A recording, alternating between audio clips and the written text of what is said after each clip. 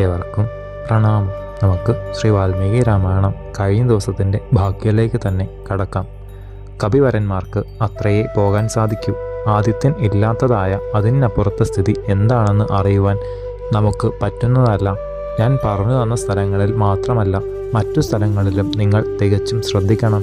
വൈദേഹി ദേവിയെ കാണുകയാണെങ്കിൽ അതിൽ അപ്പുറമായൊരു പ്രിയകൃത്യം മറ്റെന്തോന്നാണ് ശ്രീരാമസ്വാമിക്കുള്ളത്? അതിലധികം ഹൃദ്യമായ കാര്യമാണ് എനിക്കും ഇതെന്ന് ഓർമ്മിക്കണം. അഗ്നിവായു തുല്യ തേജസ്സും വേഗതയുമൊത്ത നിങ്ങൾ പുറപ്പെടുക. ഉദ്ദേശിച്ചതുപോലെ സാധിച്ചാൽ കൃതകൃത്യരായി തീർന്ന നിങ്ങൾക്ക് യാതൊരു മാറ്റവുമില്ലാതെ മഹാസുഖങ്ങളെല്ലാം അനുഭവിച്ച് കളത്ര ബന്ധുക്കളും ഒന്നിച്ച് എൻ്റെ ആദരമേറ്റ് സർവദാ വസിക്കാം. വാനരരാജനായ സുഗ്രീവൻ സ്നേഹപൂർണമിഴികളോടെ ആഞ്ജനേയരെ നോക്കി, വീരാതിവീരന്മാരായ കോടാനുകൂടി പടകൾ പുരോഭാഗത്തിലുണ്ടെങ്കിലും കാര്യപ്രാപ്തി ഹനുമാനിൽ സ്ഥിതി ചെയ്യുന്നതായിട്ടാണ് കപീശ്വരൻ കണ്ടത്. ചക്രവർത്തിയുടെ ഹൃദയം ആനന്ദപൂർണമായി. വായുനന്ദനോട് സസ്നേഹം. വാനരകേസരി, മഞ്ഞിലോ വാനിലോ സ്വർഗത്തിലോ വെള്ളത്തിലോ പോകുവാൻ അങ്ങേക്ക് സാധിക്കുമെന്നും യാതൊരു തടസ്സവും ആരിൽ നിന്ന് ഉണ്ടാകുകയില്ലെന്നും എനിക്കറിയാം. ഗന്ധർവന്മാർ, ദാനവന്മാർ, നാഗശ്രേഷ്ഠന്മാർ, ദേവപ്രമുഖന്മാർ തുടങ്ങിയവർ അധിവസിക്കുന്നതും സാഗരങ്ങളും മഹാഗിരികളും ഒത്തുചേർന്നതുമായ പാരിടം മുഴുവൻ അങ്ങേക്ക് അറിയാം. അങ്ങയുടെ ശക്തി, ഗതി, വേഗത, തേജസ് എന്നിവയെല്ലാം പിതാവായ വായുവിനോട് തുല്യമാണെന്ന് എനിക്ക് നിശ്ചയമുണ്ട്. വാനരോത്തമനായ അങ്ങയുടെ ഓജസ്സിനൊത്ത ഒരു ജീവി പോലും ഈ ഭൂമിയിലില്ല. അല്ലയോ ഹനുമാൻ? ബലം, ബുദ്ധി, പരാക്രമം, ദേശകാല ജ്ഞാനം എന്നിവയിൽ പണ്ഡിതാഗ്രേസരനായ അങ്ങയിൽ കൂടി സീതാവൃത്താന്തം സിദ്ധിക്കുമെന്നാണ് എൻ്റെ പൂർണ്ണമായ വിശ്വാസം.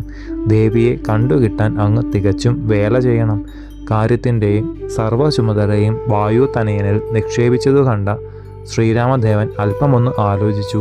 ഹനുമാനെ മനസ്സിലാക്കി. തുടർന്ന് ഇപ്രകാരം ചിന്തിച്ചു: കവിനായകൻ ഹനുമാനിൽ നിന്ന് കാര്യഫലപ്രാപ്തി നിശ്ചയിച്ചു കഴിഞ്ഞു.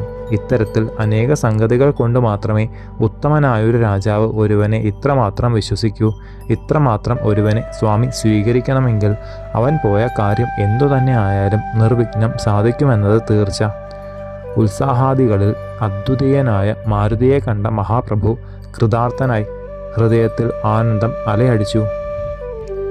തിരുനാമാങ്കിതമായ തിരുവാഴി ഊരിൽ തൃക്കൈയിൽ പിടിച്ചു.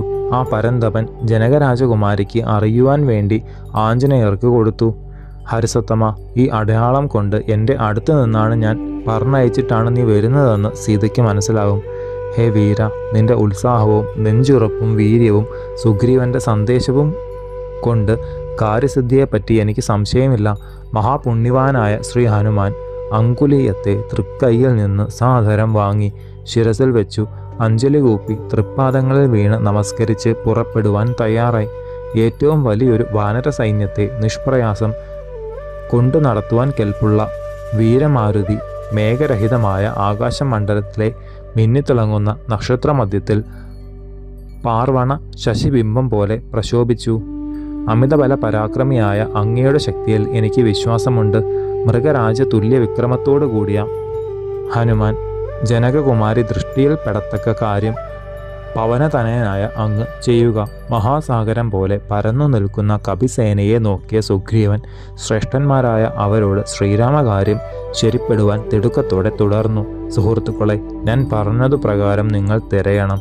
ഒരു സ്ഥലത്തും അശ്രദ്ധ വരരുത്. ഉഗ്രമായ രാജാജ്ഞ കർത്തവ്യമാഹാത്മ്യത്തെ പ്ലവക വര്യന്മാർക്ക് അറിയിച്ചു.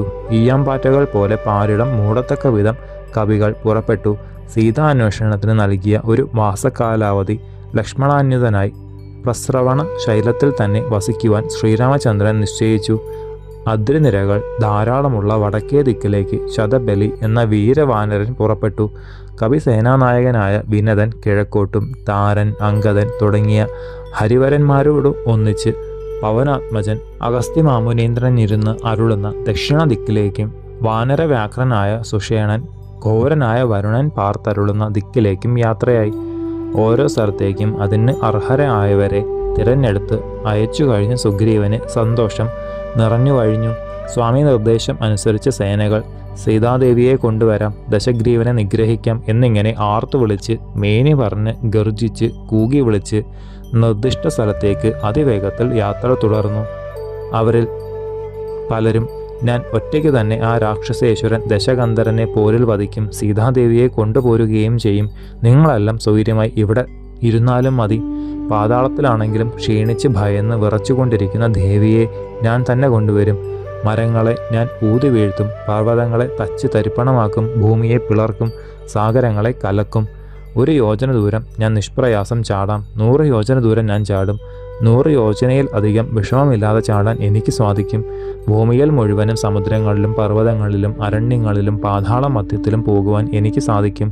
എൻ്റെ യാത്രയെ തടുക്കുവാൻ ഒരുവർക്കും സാധിക്കുകയില്ല. സ്വന്തം ബല പരാക്രമങ്ങളിൽ മതമുള്ള കുരങ്ങന്മാർ സുഗ്രീവാദികൾ കേൾക്കത്തക്ക വിധം ഇപ്രകാരം ഓരോന്ന് പറഞ്ഞു. ശേഷം ചരിതം നമുക്ക് അടുത്ത ഭാഗത്തിലൂടെ കാണാം. ഗുരുപാദങ്ങളിൽ സാഷ്ടാംഗ പ്രണാമത്തോടെ നമസ്കാരം.